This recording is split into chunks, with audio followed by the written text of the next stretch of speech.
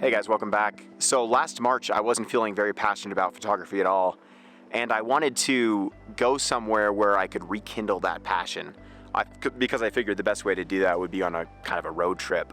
So I planned out this trip along the Coastal Highway 101, and I hit the sections of probably the southern half of Oregon and Northern California, beaches and then redwoods. The other thing to mention too is that I wanted to focus on photography on this video and not so much on vlogging with my face towards the camera.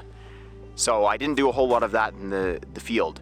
So all of the narration will be done via voiceover. Like this. So enjoy the rest of the video, guys.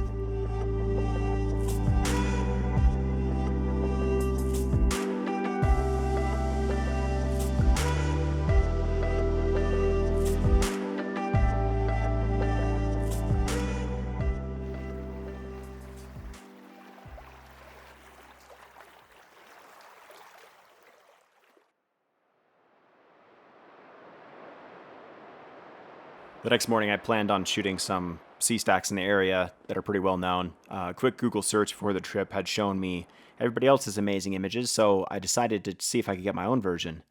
The weather was supposed to be pretty good. We were supposed to have clear skies in the east where the sun was rising, and where the sun was setting, we were going to have clouds. So you get that reflected, or you get the light illuminating the rocks, and you get the light illuminating the clouds. The forecast ended up being mostly correct, except that instead of being behind the sea stacks, the clouds were only to the north and to the south. I realized pretty quick that I wasn't going to get the same shot as everybody else because I didn't have the same conditions as everybody else. So instead of making a half-hearted attempt at something that I wasn't very passionate about, I decided to take the risk, head down the beach, and see if I could find something different.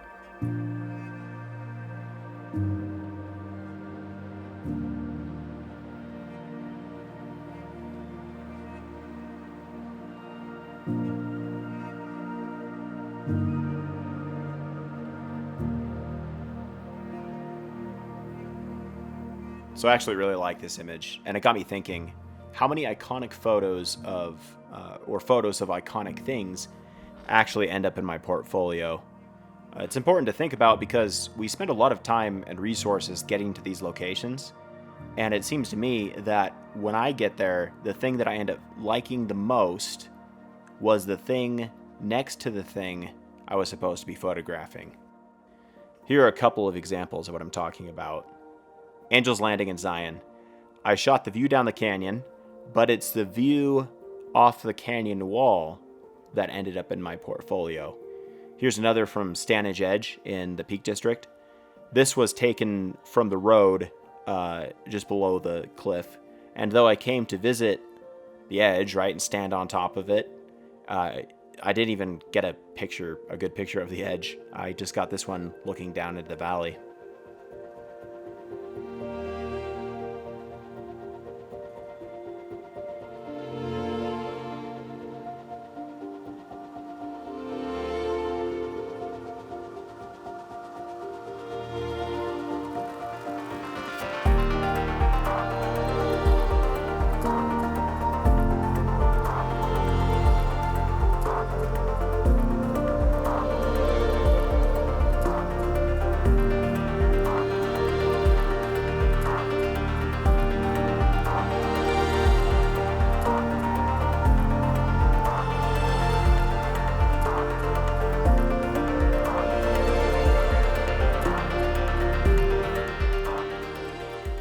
So besides the sea stacks that I shot earlier, there were only two other shots that I wanted to get on this trip. And the first one was trees in the mist, preferably the redwoods. And to be honest, that's probably the main reason why I went out to Northern California.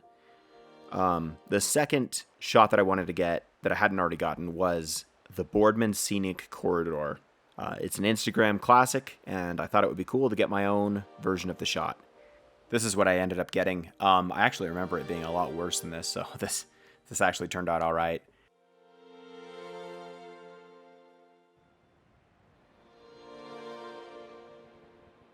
Early the next morning, I was driving along a bay. It had a nice beach on it, and since I had no other plans for sunrise, I decided to stop and take a look. I left most of my gear in the car and went out there with just the essentials. I think it was just a camera and a tripod. No filters or anything. I ended up being out there for about an hour, just taking photos. And I started to feel really good. Maybe it was the weather or the fact that I was using minimalist gear, but I feel that it was the first time since starting this trip that I really started to enjoy photography again. Here's the other interesting thing too, and it's that this photo, the one that inspired me so much, it didn't do very well on, I posted on Instagram, it did terribly, and I think that's a testament to how photos can mean very little to other people, but then to us, they can mean so much because, and I understand that this photo is not the greatest, but it's great to me because it means something. It's of something that I care about, and it's this moment, and at the end of the day, that's what photography is really all about. I can't say that for everybody, but for me, that's the way it is, right? It's all about capturing a moment so that you can have it for later. I think that's really the essence of what photography is. Look ahead, the sea is calm, and I know we've been through a lot, but just wait. Wait for better days to come and carry us like wind in our sails. Hold on tight, I can smell the shore, it's right in front of us if we just hold on tight. This vision that I saw is getting closer every dawn. We are dreamers of the shore.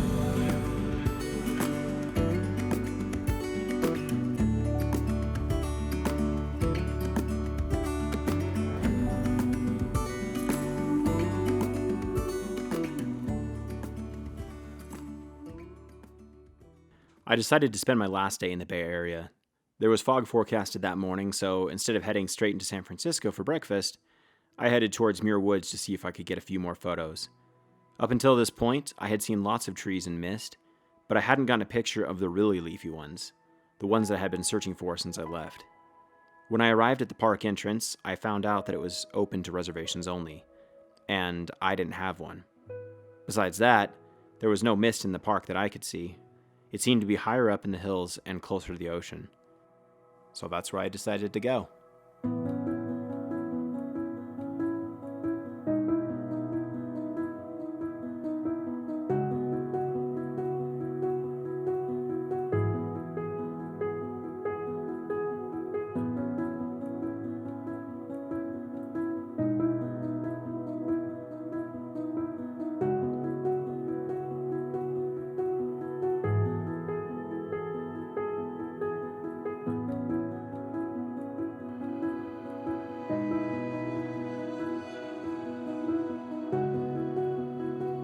Looking back, this was probably my favorite part of the trip.